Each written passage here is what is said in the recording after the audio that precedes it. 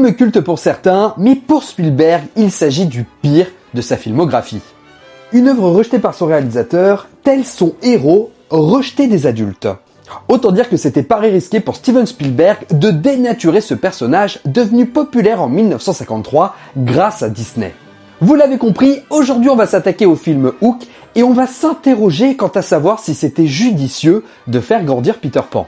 Mais pour commencer, un peu de contexte sur la véritable histoire de Peter Pan. Peter Pan est un personnage de fiction britannique créé par l'auteur J.M. Barrie, apparu pour la première fois dans le roman Le Petit Oiseau Blanc en 1902.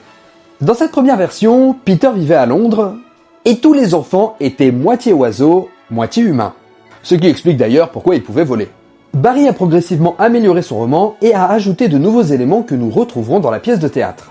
Parmi les nouveautés, on peut souligner l'introduction de la poudre de fée, celle-ci permettant de pouvoir voler. Le personnage et l'œuvre ont ensuite été adaptés à de nombreuses reprises au théâtre, au cinéma ou encore en bande dessinée. Et si tout le monde se souvient de Peter Pan comme un personnage intrépide et bienveillant, il ne cherche uniquement qu'à s'amuser et à faire de sa vie un rêve pour les autres enfants. Eh bien comprenez bien que cette version du personnage est en réalité le rêve de Walt Disney, mais pas exactement ce qu'avait écrit J.M. Barrie. En réalité, Peter Pan récupère les enfants morts, tombés du berceau ou abandonnés pour les envoyer au pays de Neverland. Ce personnage, loin d'être un enfant de cœur, est habité par une haine profonde des adultes. Un adage de l'île raconte qu'à chaque respiration, un adulte meurt. C'est pour ça que Peter Pan s'amuse à respirer hyper fort. Ouais, je sais, on a perdu toute bienveillance.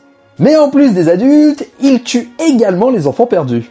Souvent pour s'amuser, en leur apprenant à voler, il s'amuse à les lâcher et les rattraper à la dernière minute, et des fois il rate son coup, il le fait même d'ailleurs volontairement.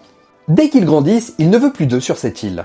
Profondément égoïste, le héros a aussi perdu la notion du temps en étant bloqué depuis des années sur cette île. Wendy va décider de grandir et il va d'ailleurs beaucoup lui reprocher. Il va lui faire payer en forçant sa fille Jane à le suivre au pays imaginaire et il continuera d'harceler la descendance de Wendy et répéter le processus à chaque fois, se sentant trahi par le fait de les voir grandir. Un passage d'ailleurs que Steven Spielberg va réutiliser pour son film, mais bien sûr, il l'adaptera en fonction du contexte du long métrage. Pour Peter Pan, tout est remplaçable. Il cherche des enfants, génération après génération, et oublie à chaque fois ceux qui les précèdent. Il ne se souvient d'ailleurs même pas des premiers enfants perdus. Il va d'ailleurs aussi oublier sa compagne de toujours, la fée Clochette. Il va d'ailleurs même oublier qui il est réellement. En somme, il s'agit d'une histoire où la notion d'oubli rejoint la question du passage de l'état d'enfance à l'âge adulte. Quand on devient un adulte, on apprend, on découvre des règles et on oublie peu à peu notre enfance. Spielberg va d'ailleurs réutiliser cette notion d'amnésie chronique. Et ce afin d'expliquer le fait qu'une fois adulte, il ne se souvienne plus de sa vie à Neverland, mais va bien sûr le réadapter à sa sauce. En fait, il faut comprendre que quand Barrie appelle Neverland, il ne veut pas le traduire par le pays imaginaire, mais le pays de jamais. Celui où on ne veut jamais aller ou jamais retourner. C'est un endroit cauchemardesque où on y retrouve des mercenaires sanguinaires, des pirates, des sirènes monstrueuses, des fées égoïstes et des bêtes sauvages. Tous sont maléfiques, la mort y est aussi omniprésente. Ouais, quand je vous disais que Disney avait fortement adapté le personnage, c'était pas des paroles en l'air. Cette sombre histoire, Barrie passe sa vie à l'écrire. Même après la sortie du livre en 1911, il continue de faire d'autres livres autour du même thème, avec les mêmes personnages, et au total, quasiment une dizaine de réécritures, des alphabets, des scénarios et d'autres versions du roman plus édulcorées. D'ailleurs, on peut se noter que la série Once Upon a Time pour sa saison 3 avait prévu comme antagoniste Peter Pan et qui retranscrivait à peu près ce qu'avait écrit J.M. Barrie. Mais quand Disney entre dans la boucle pour adapter le personnage, il propose une vision plus positive et féerique. Et comme je vous le disais, quand on parle de Peter Pan, c'est cette version à laquelle on pense toujours. Et d'ailleurs, les adaptations du jeune garçon qui suivent vont être pour la plupart basées sur cette interprétation. Et de son côté, Steven Spielberg commence déjà à travailler sur un projet d'adaptation live-action de Peter Pan dès le début des années 80. Une collaboration avec les studios Disney et la Paramount. La première version suivait directement l'histoire du film d'animation de 1953 et celle du film muet de 1924. Le film entre en pré-production en 1985, mais Spielberg abandonne le projet. Un projet d'ailleurs qu'on évoque plus en détail dans la vidéo sur Michael Jackson et le cinéma, car en l'occurrence c'était Michael Jackson qui devait avoir le rôle titre. Mais pour plus de précision, c'est juste ici. C'est alors que le scénariste James V. Hart va avoir une autre idée pour adapter le personnage au cinéma. C'est son fils qui va innocemment lui poser une question simple. Qu'arriverait-il si Peter Pan décidait de grandir ? Il va alors développer un scénario avec le réalisateur Nick Castle pour TriStar Pictures avant que Steven Spielberg ne décide finalement de le diriger en 1989. D'ailleurs, à l'origine, c'est une comédie musicale qui est envisagée et c'est pour ça qu'on va faire appel à John Williams pour composer le thème du film. Mais une question doit se soulever tout de même quant à savoir quelle version de Peter Pan ce film pourrait être la suite. Est-ce que ça doit être une suite de la pièce originale de J.M. Barrie ou alors une suite directe à l'adaptation de Disney de 1953 ? Cependant, l'idée n'est pas d'en faire une suite canonique que ce soit pour l'un ou pour l'autre. La direction artistique choisie pour le film est un mix à la fois du drame de l'œuvre originale tout en gardant l'innocence et l'aventure de la version de Disney, et ainsi pouvoir viser un public familial. Cependant, face à ça, deux questions se posent tout de même. La première, pourquoi Peter Pan choisirait de grandir ?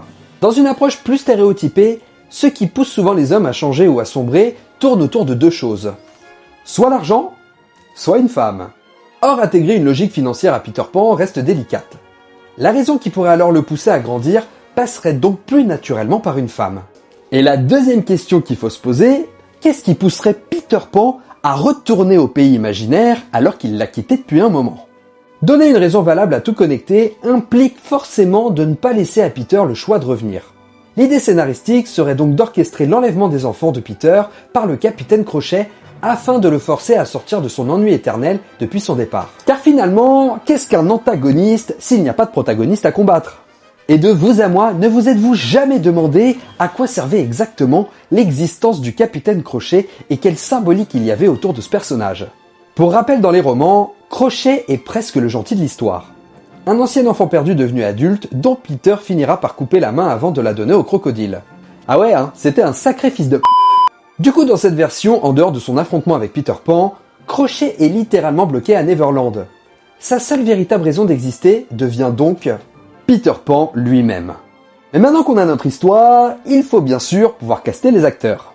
Pour son héros, Spielberg pense à Michael Jackson avec lequel il avait entamé son premier projet de Peter Pan. Mais Michael Jackson préfère décliner dans la mesure où il ne retrouve pas le Peter Pan qu'il souhaitait interpréter. Il pense ensuite à Tom Hanks et c'est finalement le grand Robin Williams qui obtient le rôle. D'ailleurs, beaucoup de références à la filmographie de l'acteur vont être citées dans le film. Good morning, Neverland! Référence à Good Morning Vietnam.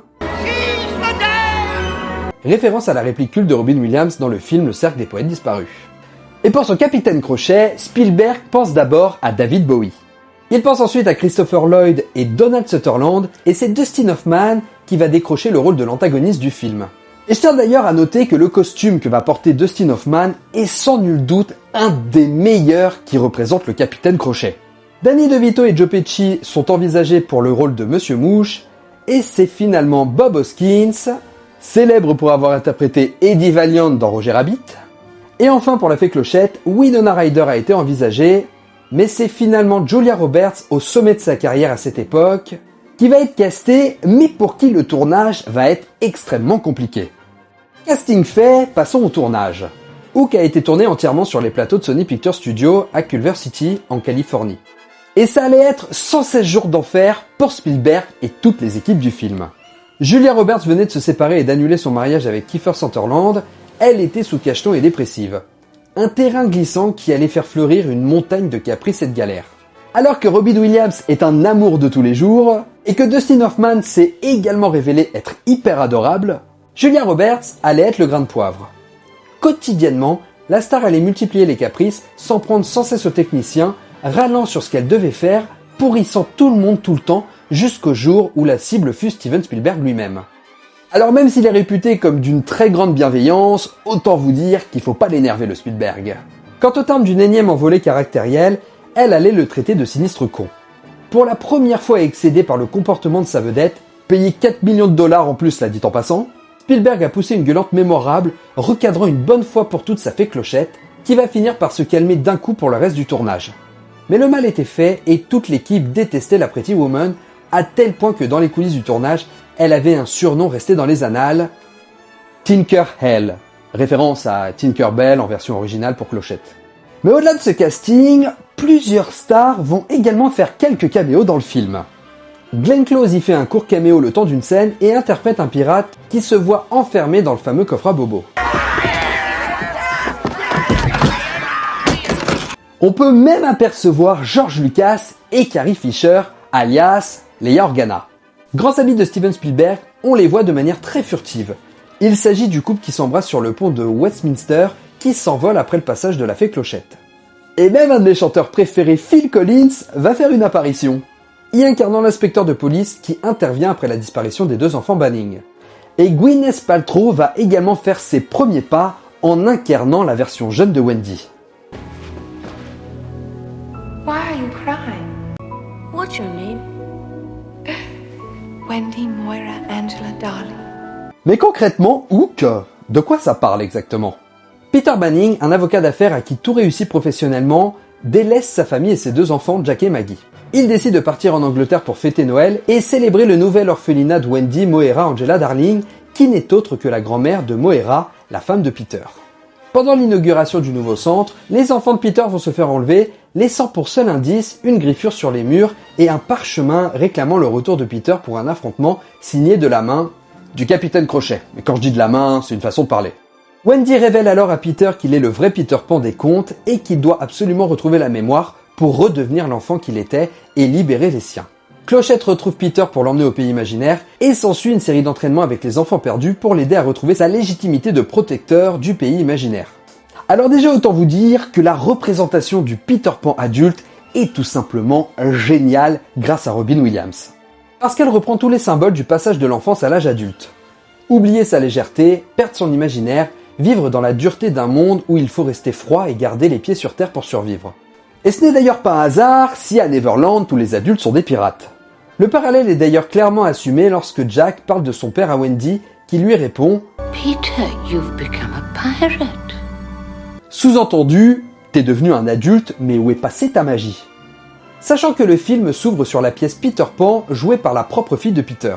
Et c'est à ce moment précis qu'on comprend que Peter est totalement détaché du personnage de Peter Pan. Il le considère désormais comme fictif, il ne fait plus aucun lien avec ce qu'il a été, contrairement à Wendy qui, malgré son grand âge, n'a jamais perdu la magie de son enfance.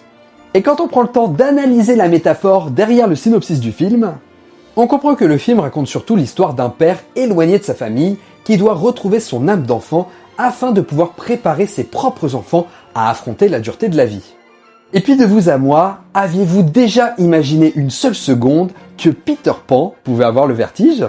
Le fait que Peter Pan ne croit plus en rien lui fait perdre sa capacité à voler.